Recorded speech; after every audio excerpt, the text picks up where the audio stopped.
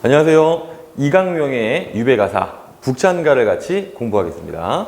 자, 일단 이 작품이 어떻게 쓰여졌는지 배경을 조금 알아두면 작품이 도움이 될 것 같아서 간단한 배경을 좀 설명하도록 하겠습니다. 원래 이 이강명이란 분은 관직 생활을 하신 분이 아니라 관직을 하기가 싫어서 시골에 숨어 살던 분이었어요. 그런데 자기 친척 중에 한 분이 영모죄에 휘말리면서 이 가족 전체가 풍비박산이 납니다.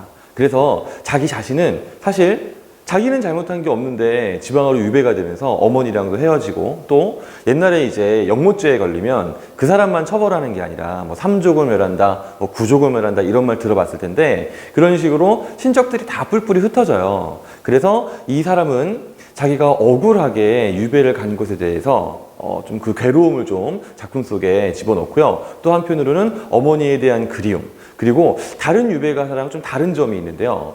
보통의 유배가사들은 어떠냐면은 이 자기가 힘든 가운데서도 임금님에 대한 자기의 충성스러운 마음이 변하지 않았다 이런 거를 많이 강조를 하거든요. 근데 이 작품은 안 그래요. 약간 원망하는 듯한 그런 뉘앙스들이 곳곳에 등장하고 있습니다. 그 다음에 참고로 이분이 귀향을 갔던 곳이 지금으로 따지면 함경도 지역이에요. 굉장히 추운 장소죠. 그거를 염두에 두고 본문을 같이 보면 되도록 하겠는데요.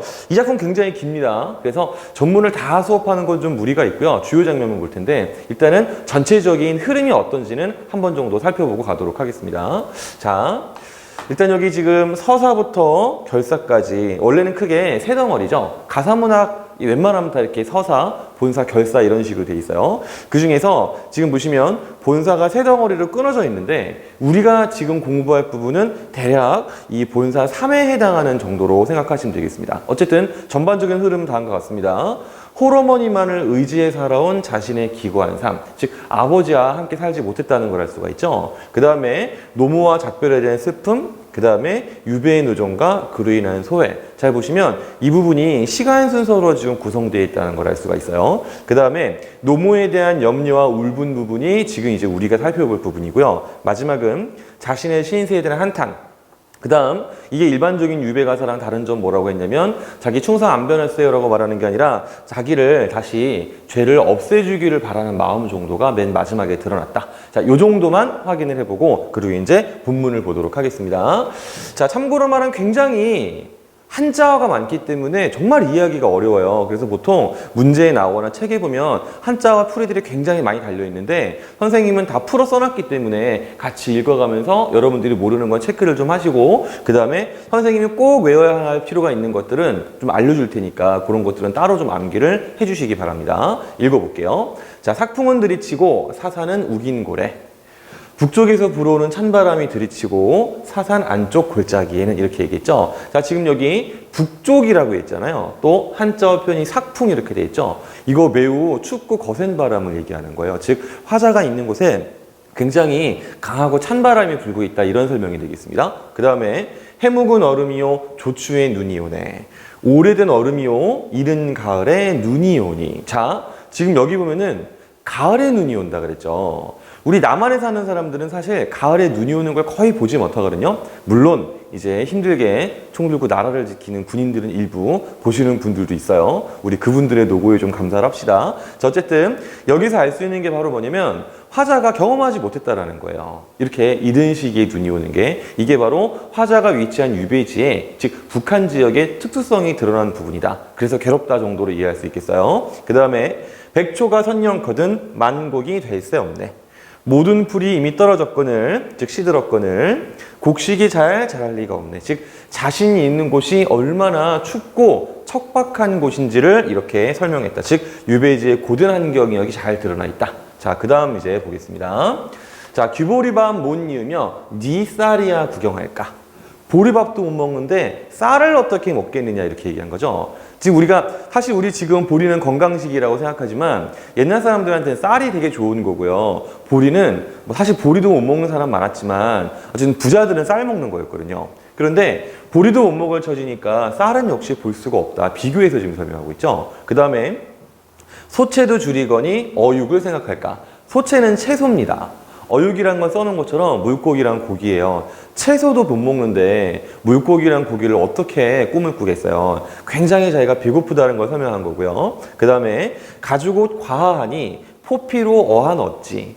자, 가죽옷은 알겠지만 겨울에 입는 건데 이 양반 어땠냐면 지금 과하니 이 가죽옷 입고 여름옷을 지냈어요. 그런데 이제는 어때요? 포피, 얇은 옷만 입고 뭘 해야 되면 겨울을 지내야 됩니다. 즉 예전에는 자기가 여름조차도 따뜻하게 지냈다라고 해석할 수도 있고요. 혹은요 입을 게 없어서 여름에 어쩔 수 없이 가죽옷을 입었다고 해석할 수도 있는데 사실 이것만 갖고 조금 알기가 어렵긴 한데요. 이 뒤에 내용 넘어가 보면은 아마 우리가 추정컨대 예전에는 여름에도 따뜻하게 지냈다 정도로 그렇게 이해하면 될 것 같아요. 여기서 살짝 과거와 현재가 지금 비교되어 있다는 사실을 알 수가 있습니다. 자, 그 다음에 자, 여기는 일단 뒤에 다시 설명해 줄게요. 자, 만이사곡 별건곤에 산진해착 어디에 두고. 사실 이건 여러분들이 한자를 알아두거나 할 필요는 없습니다. 그냥 현대어로 잘 기억해 주세요.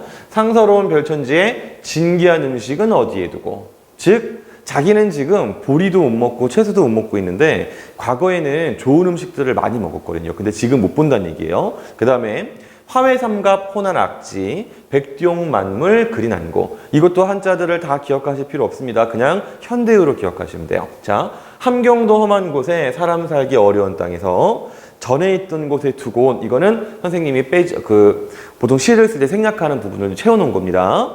거기에 있는 온갖 곡식과 재물을 그리워하느냐. 즉 여기는요 자기가 유배 오기 전에 나름 잘 살았을 때 그때의 모습을 지금 떠올리고 있는 거예요. 그래서 앞장면이랑 요 장면이랑 비교를 해보면 바로 뭐냐면요 내용상 살짝 대조로 되어 있다는 걸 알 수 있죠. 즉 이 대조의 기능은 뭐냐면 대조를 통해서 자신의 지금 처지가 얼마나 비참한지를 강조하고 있다라고 생각하실 수 있겠습니다. 자, 그 다음에 추궁낙경 없은 곳에 영균인달 석천할까. 가을 국화와 지는 꽃도 없는 곳에서 구런인들 저녁 식사를 할 수 있겠느냐. 그 다음 고죽두견 못 들으니 낙현이도 할 말 없네. 거친 대나무 숲에 두견새 소리조차 못 들으니 백거이도 할 말이 없을 곳이로다. 자, 이 부분은 이해하기 위해서는 여러분들이 고사를 조금 알고 있어야 돼요. 양반들이 쓰는 시에는 잘 보면은요, 이 중국이나 우리나라 옛날의 고사들을 차용하는 경우가 많거든요. 요 구절이 그렇게 돼 있어요. 여기 있는 이 영균이라는 사람은 굴원이라고 해서 초나라의 신하고 문인이었습니다. 이분이 이 정적들에게 이 모함을 받아서 이제 유배를 가게 됐는데, 유배지가 너무 먹을 게 없어서 그 국화꽃 떨어지는 거 있죠. 그거를 먹으면서 연명을 했다라는 거예요. 그런데 구절을 다시 봅시다. 자기는 지금 가을 국화랑 지는 꽃조차도 없는 곳이에요. 즉 구론보다 더욱더 상황이 좋지 않죠? 자, 그 다음에 여기 약현이라는 분은 누구냐면 백거이라는 사람이에요. 이분은 당나라의 유명한 시인입니다. 이분도 모함을 받아서 이 좌천을 당하게 되는데 그때 대나무 숲에서 들려오는 새소리를 듣고서 울분을 달래고 했었는데 지금 이 화자는 어떤 상태냐면 거친 대나무 숲도 없고요. 거기에 두견새조차 없어요. 즉 울분을 달랠 수도 없어요. 즉 여기서 하고자 하는 말은 바로 뭐냐면 옛날 중국의 문인들의 이야기를 통해서 자기를 일단 비교를 하고 자신의 처지가 그거보다 훨씬 더 비참하다 이런 거를 말하고 있는 구절로 볼 수 있어요. 자, 그 다음에 맺힌실은 풀짝시면 분내곤고 헌사할까. 자, 여기도 여러분들이 뭐 분내곤고 이런 말들 다 기억하실 필요는 없고요. 이것도 현대의 흐름으로 좀 알아두세요. 마음에 맺힌 시름은 풀 것이면 내 처지와 곤란함, 고통스러움이 얼마나 야단스러울 것이냐. 자, 이 야단스러울 것이다, 헌사할까 정도는 꼭 알아두셔야 되겠습니다. 아주 많다, 아주 크다, 대단하다 이런 정도 뜻이에요. 자, 그 다음 보겠습니다. 토산의 박박주도 그이나마나 매매 없고. 여기서 이 매매라는 것은 물건을 사고 판다는 거고 그 위에 있는 박박주라는 거는요. 박주라는 말 자체가 품질이 안 좋은 술이니까 박박주면 진짜 안 좋은 술이에요. 자, 그런데 해석을 보면 토산에 아주 맛이 없는 술도 사고 팔 수가 없어요. 누가요? 자기가 지금 그럴 수가 없는 처지예요. 그 다음에 기악은 학원만은 언의 경에 금가할까. 기생이 연주하는 음악은 많지만 어느 경향의 검문고에 맞춰 노래를 할 것이냐. 자, 이 윗구절이랑 같이 연결해 보잖아요. 자기가 마음에 근심 걱정이 많고 한이 막 있으면 풀어야겠죠. 이를테면 뭐 지금 시대 우리 어른들 같은 경우에는요, 뭐 건전하게 당구를 치러 갈 수도 있고, 뭐 볼링에 스트라이크를 쫙 하는 거 보면서 스트레스를 풀 수도 있고, 뭐 술을 한잔 할 수도 있고요. 학생들 같은 경우에는 PC방을 갈 수도 있고, 친구들이랑 막 수다를 떨 수도 있잖아요. 자, 그런데 이분 시름은 굉장히 많아요. 풀어야 되는데 술도 마실 수가 없는 처지, 노래도 즐길 수가 없는 처지. 이런 식으로 자신의 답답함을 풀 길이 없다라는 설명을 지금 하고 있는 겁니다. 자, 그 다음에 당평산 헌천강의 유람에도 뜻이 없네. 여기 지금 이 장평산이나 헌천강 이런 것들은 이 고유 지명이기 때문에 굳이 한자어를 다 아실 필요 없는데, 유람이란 말은 여러분들 다 아는 말이에요. 유람선 할 때 유람이죠. 구경하면서 노는 거예요. 즉 해석을 보면 장현산 헌천간의 장평산입니다. 못하네요. 유람을 다니는 것에도 뜻이 없습니다. 자, 왜 그렇겠어요?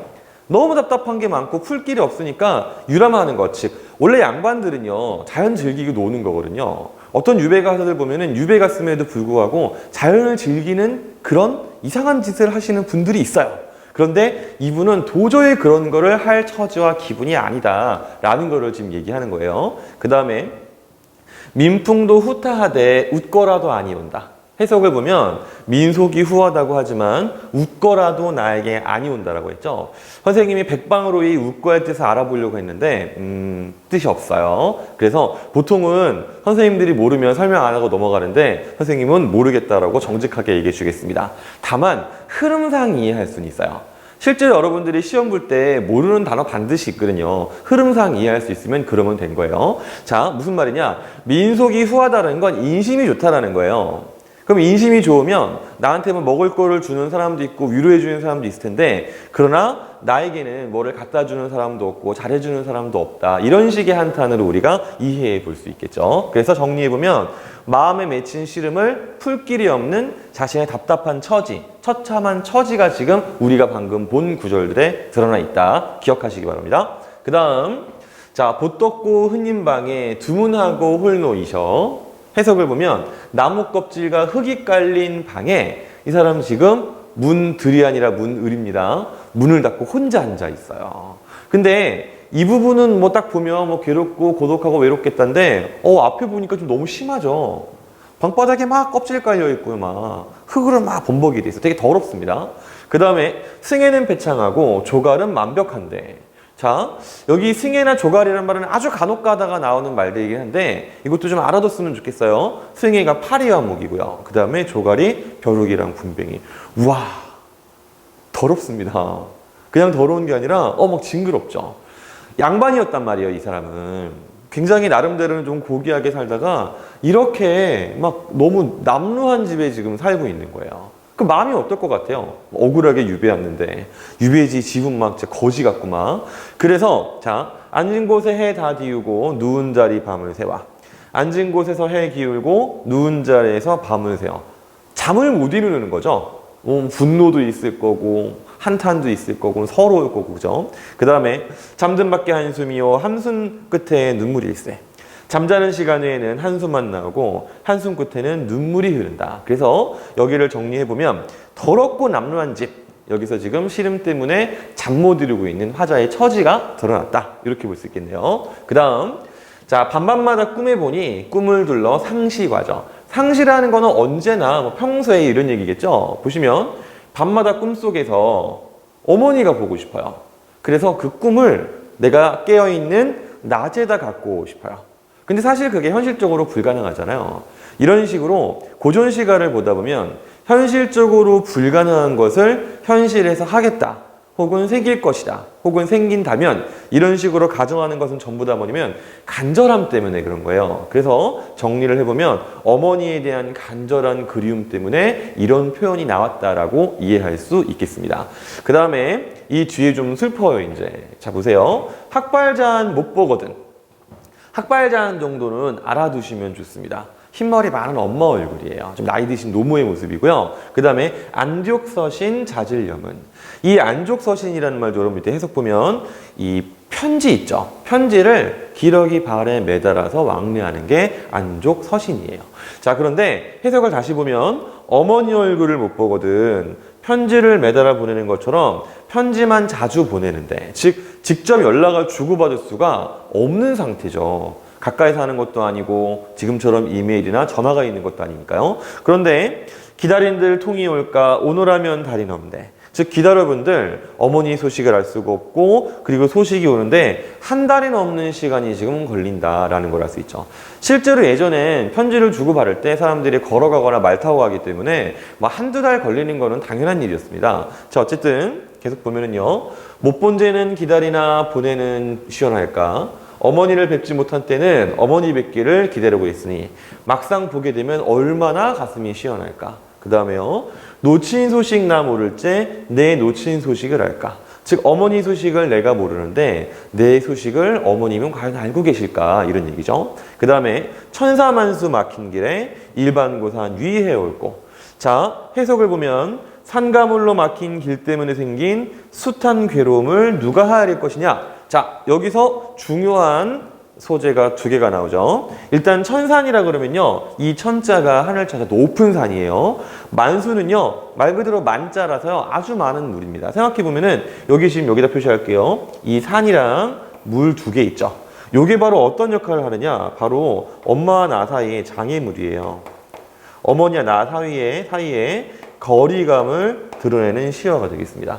즉 너무너무 멀고 도달하기 어렵기 때문에 소식을 알 길이 없구나라고 한탄하는 장면 정도로 이해할 수 있겠어요. 그래서 정리를 보면 어머니의 소식조차 알 길 없는 답답함과 괴로움이 지금 방금 우리가 읽은 내용이 되겠습니다. 자, 다음 보겠습니다. 문노라 밝은 달아 냥지에 비춰거뇨. 자, 이거는 살짝 그림으로 한번 이해해 볼게요. 자, 이분이 유배를 어디 있었냐면 한 요쯤에 있었단 말이에요. 그죠? 그 다음에 이분의 고향이나 혹은 어머니가 계신 데를 여기라고 한번 가정해 봅시다. 이거는 일반적인 시선으로는 도저히 다를 수 없는 거리인데 근데 여기 달이 떠 있어요. 달은요. 전국 각지 어디에서 보든지 똑같은 모양이죠. 즉 여기에도 빛을 뿌리고 여기도 빛을 뿌린단 말이에요. 그래서 화자는 어떤 생각을 한 거냐면 내가 지금 보고 있는 달이 달리 어머니를 보고 있겠구나. 즉 두 개가 이렇게 연결되겠구나. 그래서 여기 지금 이 달이 하는 역할은 바로 뭐냐면 어머니와 나를 매개하는 것이다. 즉 내가 매개해주기를 바란다 혹은 달을 보면서 어머니를 떠올린다. 이렇게 생각할 수 있겠어요. 자, 그 다음에 따라오고자 뜨는 구름 남천으로 닿는구나. 자, 여기서 이 구름이라는 시어가 있는데 해석을 보면 이렇죠. 떠있는 구름을 따르고 싶다. 왜냐? 구름은 엄마한테 갈 수 있거든요. 그 다음에 흐르는 내희 되어 집 앞에 둘러보자. 자, 이 내는 시냇물이에요. 자, 내가 시냇물이 되고 싶어요. 왜요? 나는 못 가지만 물은 흘러 엄마한테 갈 수 있거든요. 그 다음에 나는 듯 새희 되어 창천에 가논일고죠. 자, 이 새는 또 어떠느냐? 나는 엄마한테 가지 못하지만 새가 날아서 엄마한테는 갈 수 있잖아요. 그래서 이 세 가지 소재는 다 공통점이 있어요. 바로 뭐냐면은 자연물에 화자의 소망을 의탁했다. 이렇게 우리가 생각할 수 있습니다. 즉 본인은 못 가지만 이런 대상들처럼 거기 가고 싶다. 엄마가 너무 보고 싶다. 이런 말이 지금 여기에 담겨 있는 거예요. 자, 그래서 정리하면은요. 어머님께 닿고 싶은 간절한 그리움이 방금 본 것처럼요. 달에도 나타나 있고 그 다음에 구름, 시냇물 마지막에 그렇죠. 새까지 드러나 있다. 요거는 꼭 기억해 주시기 바랍니다. 자, 그 다음에요. 자, 내 마음 헤어하니 놓친 정산 일러 무상. 여기는 잘린 게 아니라 원래 이런 거예요. 선생님 찾아봤더니 이게 왜 그러냐면 가사문학이 정형성이 있기 때문에 사실 굳이 안 나도 상관없거든요. 해석을 보면 내 마음을 헤아려 보니 어때요? 엄마가 너무 보고 싶잖아요. 근데 반대로 생각해 보면요. 어머님이 품으시는 생각은 어떻겠어요? 나도 부모님이 이렇게 그리운데 부모님은 내 모습이 얼마나 그리우시겠어요? 그런 인식이 담겨 있는 겁니다. 자, 그 다음에 여기 뒤에는 미리 좀 설명할 게 있는데 이 용이라는 친구랑 그 다음에 요 배 있죠? 정확하게는 여의주를 잃은 걸 다 포함해야 되고 키가 없는 걸 다 포함해야 됩니다. 요게 둘 다 화자의 처지를 비유하는 거예요. 어떻게 그럼 화자의 처지를 비유했느냐? 해석을 보면은요. 여의주를 잃은 용이 있죠? 원래 용이라는 건 천지의 조화를 막 마음대로 부릴 수 있는데 여의주가 없으면 못해요. 그러니까 무슨 뜻이냐? 하고 싶은 걸 할 수가 없다는 뜻이죠. 그 다음에 배라는 거는요. 특정 방향을 가지고 가면은 되는데 그 방향을 조절해 주는 것이 키라는 거예요. 즉 옛날엔 키를 치라 그랬어요. 그럼 배에 키가 없으면 원하는 방향으로 갈 수가 없죠. 바로 이 두 가지가 아무것도 할 수 없는 자신의 처지를 드러낸 것으로 이해할 수 있는 겁니다. 정리하면 이렇게 되겠죠? 방금 한 말이니까 굳이 또 반복하진 않도록 하겠습니다. 이제 다음 장면을 볼게요. 추풍의 낙엽같이 어둠에 가 지박할고. 해석을 보면 가을에 떨어지는 낙엽처럼 내가 어디에 가서 머물 것이냐 이런 말 하는데, 자, 외로운 거예요. 힘든 겁니다. 이게 무슨 말이냐면 자기가 유배를 가 있어요. 그런데 유배를 간 장소라도 친척이 있던지 하면은 기댈 수 있죠. 혹은요, 자기가 직접 몸을 기르진 못하더라도 내가 소식이 닿는 가족들, 친척들이 있으면 마음의 안정이나 평화를 얻을 수 있잖아요. 근데 아까 선생님이 이 작품의 배경 설명할 때 뭐라고 했었어요? 영모죄에 걸리면 그냥 가족이 빵 터지는 거예요.